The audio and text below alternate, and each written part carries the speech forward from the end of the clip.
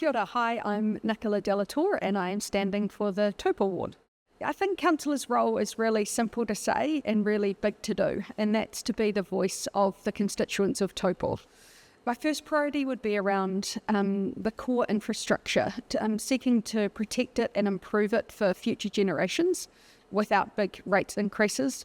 And the second would be about strengthening well-being of the constituents through genuine and healthy engagement. I want people to feel part of the process.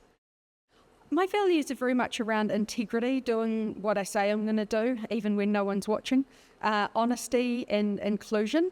I'm a calm, capable leader. I've got experience in business, governance, partnerships and local leadership.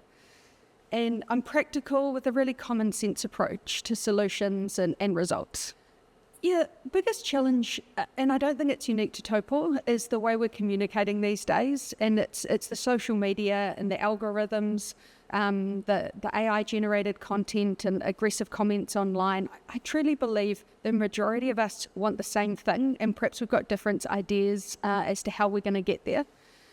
I'm a big believer in getting people round a larger table, maybe even town hall style meetings, where we can listen and debate and find common ground. And that'll be the way that we can work forward together.